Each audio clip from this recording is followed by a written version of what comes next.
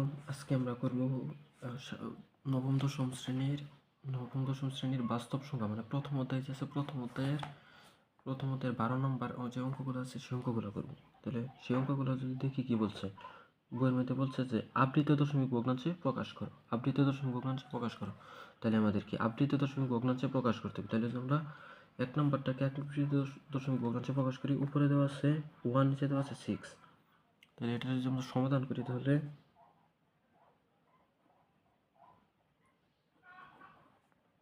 সমাধান কি লিখব, 6টা আছে, আমাদের ডাক কীভাবে আছে, এভাবে ক 1/6, মানে কি আমাদের 6 দিয়ে আমাদের 1কে ভাগ করতে হবে। ঠিক আছে, 6 দিয়ে 1কে ভাগ করতে হবে। তাহলে আমরা কি জানি 6 দিয়ে 1কে কখনো ভাগ যায় না। ঠিক আছে, 6 দিয়ে আমরা 1কে ভাগ দিতে পারবো না, সেহেতু একটা শূন্য দশমিক দিলাম। দশমিকের কারণে কি এই জায়গাতে একটা শূন্য আনতে পারলাম। ঠিক আছে, এই জায়গাতে একটা শূন্য আনলে কত হচ্ছে আমাদের 10। তাহলে কিন্তু এখন কিন্তু আমরা 6টা 10-এ ভাগ করতে পারি। 6কে 6 একবার যা, একবার কত যা 6। তারপরে 10 থেকে আমরা 6 বিয়োগ করি, তাহলে কত থাকে আমাদের, 10 থেকে 6 মাইনাস করলে আমাদের থাকে 4। 6টা কিন্তু আমরা 4-এ ভাগ করতে পারি না। যেহেতু 6টা আমরা 4-এ ভাগ করতে পারি না, সেহেতু দশমিকের কারণে যে একটা শূন্য আনার পরে আমাদের কত হয়েছে,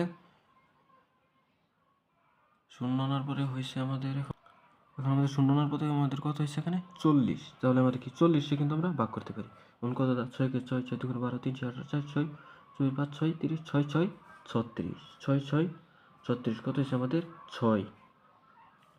40-টা যদি 6টা ভাগ করি তাহলে আমাদের কত হয় 6, কত হয় আর 40 যদি 6টা ভাগ করলে কত হয় 4, 6 6 36, 36 হয় এখানে 36। তাহলে আমরা যদি এখানে 40 থেকে 36 বিয়োগ করি তাহলে আমাদের কত হয়, আমাদের হয় 4। ঠিক আছে, দশমিকের কারণে আমাদের কি আরেকটা শূন্য হবে।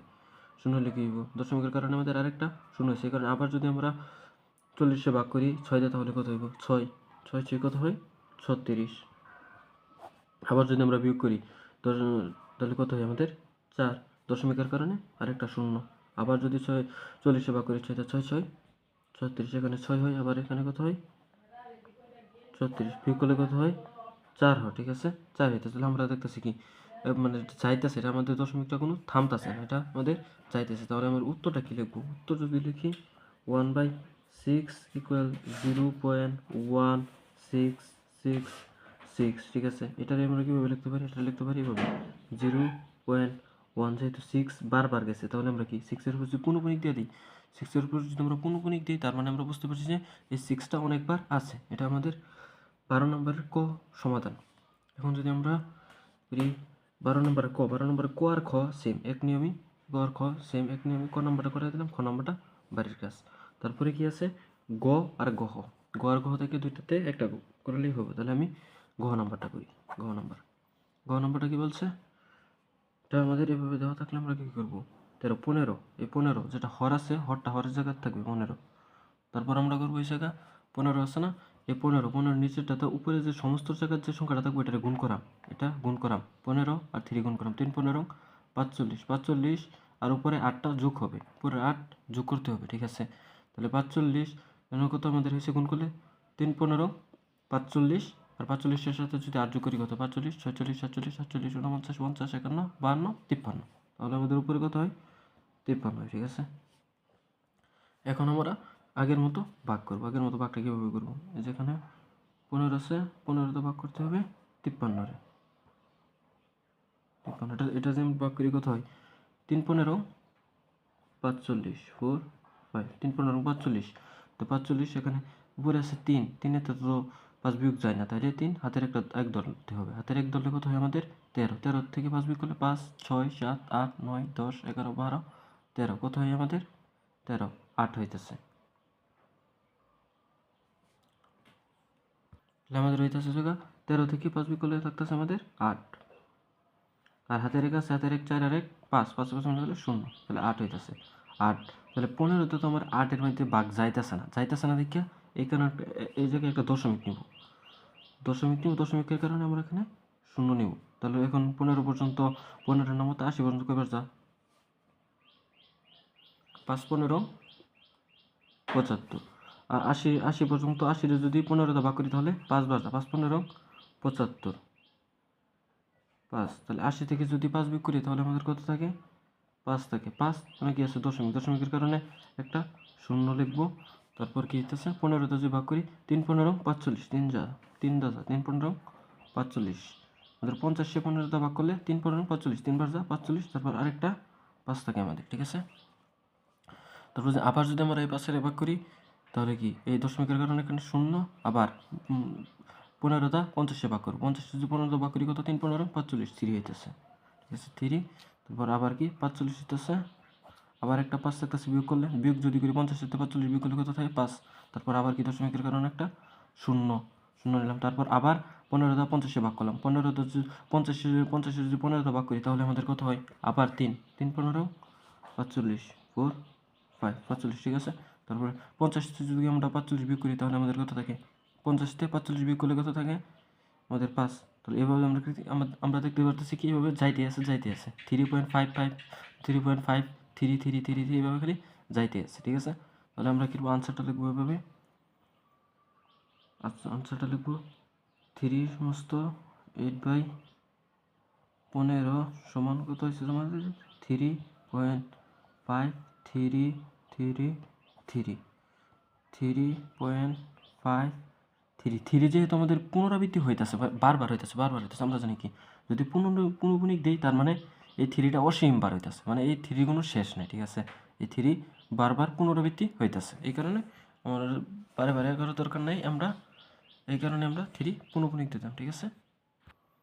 তারপর যদি দেখি আমরা 13 নম্বর কি বলছে? সাধারণ ভগ্নাংশে প্রকাশ করো। তার মানে কি আমাদের এগুলো সাধারণ ভগ্নাংশ, আগে যে ভগ্নাংশ থেকে ভগ্নাংশে প্রকাশ করছি এখন বলছে সাধারণ ভগ্নাংশে প্রকাশ করো। তাহলে সাধারণ ভগ্নাংশ যদি প্রকাশ করি তাহলে আমরা এখন 1 নম্বরটাতে শুরু করি। ক নম্বর যদি ক 0.2 পুনঃপুনিক। আমরা এটা করবো হচ্ছে একটা ভগ্নাংশ যেহেতু বলছে তাহলে মাঝখান থেকে একটা দাগটা হবেই, ঠিক আছে না? দাগটা হবে। তারপর আমরা যদি কি পুনঃপুনিক যুক্ত সংখ্যা, উপরে যেহেতু দেখতেছি আমরা পুনঃপুনিক যুক্ত সংখ্যা একটা আছে না, যদি পুনঃপুনিক সংখ্যা থাকে তাহলে আমাদের কি হবে? পুনঃপুনিক এটা বোঝানোর আগে আমাদের বড়টা একটা বোঝানোর দরকার। এটা নম্বরটাকে বোঝাই ক্লিয়ার করি। নম্বরটা কি বলছে? পুনঃপুনিক যুক্ত সংখ্যা আমাদের এভাবে তো একটা টান দিতেই হবে, ঠিক আছে না? ওটা করতে গেলে তাহলে আমরা দেখবো পুনঃপুনিক যুক্ত সংখ্যা আছে কয়টা? 1টা 2টা 3টা পুনঃপুনিক সংখ্যা। আমরা দেখতেছি 3-এর উপরে পুনঃপুনিক আর শেষে 9-এর উপরে পুনঃপুনিক, মাঝখানে যে শূন্য সেটার উপরে কিন্তু আমাদের পুনঃপুনিক নাই। মানে কি এই পুনঃপুনিকটার উপরেও কিন্তু আছে, যেহেতু সামনে একটা পুনঃপুনিক আবার শেষে একটা পুনঃপুনিক। আমাদের যদি এভাবে থাকতো 3.2296, এটার উপরে একটা পুনঃপুনিক, এটার উপরে একটা পুনঃপুনিক, ঠিক আছে। তার মানে কি এটার উপরে পুনঃপুনিক আছে, মানে কেন আছে? কারণ শেষেরটার উপরেও আছে, আবার প্রথমটার উপরেও আছে, শেষেরটার উপরেও আছে, তার মানে মাঝখানেরটার উপরেও পুনঃপুনিকটা আছে, কিন্তু মাঝখানেরটার উপরে পুনঃপুনিক দেওয়ার দরকার হয় না। তাহলে আমরা দেখব পুনঃপুনিক যুক্ত সংখ্যা আছে কয়টা? 1টা 2টা 3টা। পুনঃপুনিক যুক্ত যতগুলো সংখ্যা থাকবো ততগুলো 9 আমাদের ঘরের মধ্যে নিতে হবে। নিলাম 1 2 3টা 9। তারপর দশমিকের পরে পুনঃপুনিকের আগে পুনঃপুনিক ছাড়া কতগুলো সংখ্যা আছে? পুনঃপুনিক ছাড়া সংখ্যা আছে আমাদের একটা না, একটা পুনঃপুনিক ছাড়া সংখ্যা আছে না দশমিকের পরে, এমনকি পুনঃপুনিক দেওয়া সংখ্যার আগে একটা আছে, তাহলে একটা শূন্য, ঠিক আছে, একটা শূন্য হলো। তারপর উপরে যা সংখ্যা আছে সবটাই তুলতে হবে, যেমন 62309। তারপর আমরা এখান থেকে বিয়োগ করতে হবে। এখান থেকে বিয়োগ করবো কি? এই যে আমাদের আছে কি পুনঃপুনিক ছাড়া যে কয়টা সংখ্যা আছে, পুনঃপুনিক ছাড়া ওই সংখ্যাগুলো বিয়োগ, যেমন কি 62 আছে না, 6 2 বিয়োগ, ঠিক আছে, বিয়োগ। তারপর এটা যদি আমরা করি এটা আমাদের হয়, আমরা যদি বিয়োগ করি এটা থেকে যদি 62 বিয়োগ করি তাহলে আমাদের হয়েছে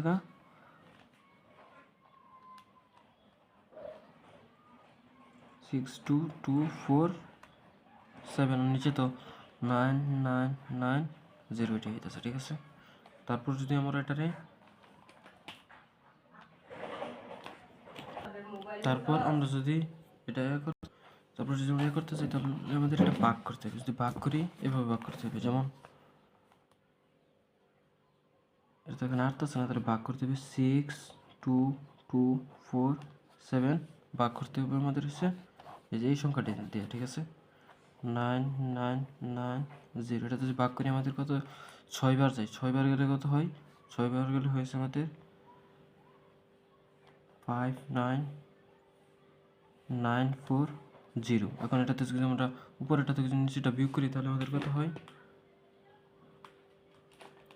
6224 মাইনাস 59940 সমান 2307 হইতেছে, ঠিক আছে। তারপর আমাদের এখানে সমস্ত এখানে চিহ্ন দিতে হবে। এই যে এই বাক্সেসটা যেটা আছে সেটা আমাদের উপরে হবে 2307, আর এই যে এখানে যেটা আছে যেটাতে ভাগ করবো সেটা আমাদের এখানে হবে 9990। তাহলে আমাদের কাঙ্ক্ষিত আনসার হয়েছে এটা। তো আনসার কি হয়েছে? এটার আনসার হয়েছে আনসার সমান 6-2-3-0-7-99990, ঠিক আছে। কমন নাম্বার উত্তর আমাদের এটা।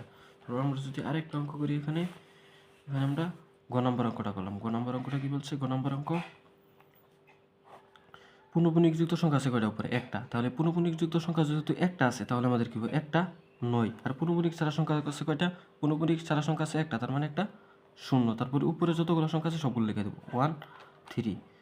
তাহলে আমাদের এখানে তো এটা লেখার কোনো 1 3 আছে, ঠিক আছে। 1 3 সংখ্যাটা আছে। তারপরে আমাদের উপরে যেহেতু 0 আছে, 0 তো আমাদের লেখার দরকার নাই। এখন মাইনাস করবো কি? মাইনাস পূর্ণপূর্ণিক ছাড়া শুধু 1 আছে। যদি দশমিকের আগে সংখ্যা থাকতো তাহলে সেটাও মাইনাস করতাম। যেহেতু পূর্ণপূর্ণিক ছাড়া সংখ্যা আছে 1, তাহলে 1 বিয়োগ যাবে, ঠিক আছে। 1 যদি বিয়োগ যায় তাহলে আমাদের কত হয়? 12। 13 থেকে 1 বিয়োগ করলে 12, আর নিচে কত হয়? 90। এখন আমরা দেখতে পারতেছি কি এটারে বাঙ্গান যাইতেছে, ঠিক আছে। এটা প্রকৃত ভগ্নাংশ যাইতেছে, তাই একটা বাঙ্গান যাইতেছে, ঠিক আছে। আর এটা প্রকৃত ভগ্নাংশ কেন? উপরে ছোট নিচে বড়, এই কারণে এটা একটা প্রকৃত ভগ্নাংশ, ঠিক আছে। তাহলে 90 যদি আমরা কতটা ভাগ করতে পারি? 90 12।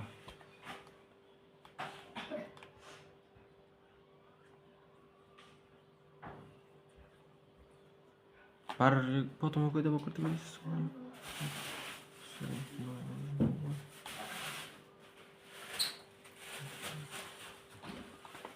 90 ভাগ 2 আছে 45। আমরা 6টা ভাগ করি, 6টা যদি ভাগ করি তাহলে উপরে কত? 6টা যদি ভাগ করি, 6টা যদি 12 ভাগ করি, 6 2 12 2, আর 6টা যদি 90 ভাগ করি, 90 ভাগ 6 এটা হচ্ছে 15। 15 90 ভাগ করে আমাদের 15, তবে উত্তর কী হইতেছে? 2/15, এটাই আমাদের উত্তর। তাহলে এইভাবেই এই সেম নিয়মেই গ হ আর খ নাম্বারটা যদি করি, খ নাম্বারটা যদি এখানে করি 0.35, ওকে। তাহলে আমরা কি পূর্ণপূর্ণিক যতগুলো সংখ্যা আছে ততগুলো 9। পূর্ণপূর্ণিক সংখ্যা আছে কয়টা? 2টা। তাহলে 2টা 9 লিখলাম, ঠিক আছে। 2টা 9 লিখলাম। এখন কি পূর্ণপূর্ণিক ছাড়া কোনো সংখ্যা নাই? পূর্ণপূর্ণিক ছাড়া দশমিকের পরে পূর্ণপূর্ণিক ছাড়া কোনো সংখ্যা নাই। আমাদের কাজ হচ্ছে দশমিকের পরে, যেহেতু দশমিকের পরে আমাদের কাজ, তাহলে দশমিকের পরে পূর্ণপূর্ণিক ছাড়া কোনো সংখ্যা নাই, তাই আমাদের কোনো শূন্য নিতে হবে না। তাহলে আমাদের কি আছে এখানে? 35। আমরা 35টা লিখে দেবো 35, ঠিক আছে। তাহলে আমাদের 35-এ কিন্তু এইটা 35-এ কিন্তু আমাদের কোনো কিছু তো ভাঙা যায় না, ঠিক আছে। 35 আর 99, তার মানে এটাই আমাদের একটা কাঙ্ক্ষিত আনসার, ঠিক আছে। আর যদি আমরা ক নাম্বারটা করি, ক নাম্বারটা আমাদের দেওয়া আছে কি 0.2 পূর্ণপূর্ণিক, ঠিক আছে। এটা যেমন পূর্ণপূর্ণিকের জন্য পূর্ণপূর্ণিক যুক্ত সংখ্যা আছে একটা, তাহলে একটা 9। যেহেতু পূর্ণপূর্ণিক ছাড়া কোনো সংখ্যা নেই তাহলে কোনো শূন্য হবে না। উপরে শুধু 2 হবে, আর শূন্য তো কোনো দাম নাই, তাই 2 হবে। 2 থেকে তো কোনো কিছু, 2 থেকে যদি বাদও দিই আমরা, বাদ দিলে তো 2 থেকে যদি আমরা এখানে কি আছে, 2 থেকে কি আছে দশমিকের আগে বা পূর্ণপূর্ণিকের আগে? শূন্য। তাহলে 2 থেকে যদি শূন্য বিয়োগ করি তাহলে তো আমাদের 2 হইতেছে না, 2/9 হইতেছে আমাদের। আর এটাও আমাদের সেম কাহিনী, এখানে যদি বিয়োগ করি শূন্য তাহলে তো আমাদের সেম কাহিনী, এটাই হইতেছে না 35/9। ওকে, আজকের ক্লাসটা এই পর্যন্তই।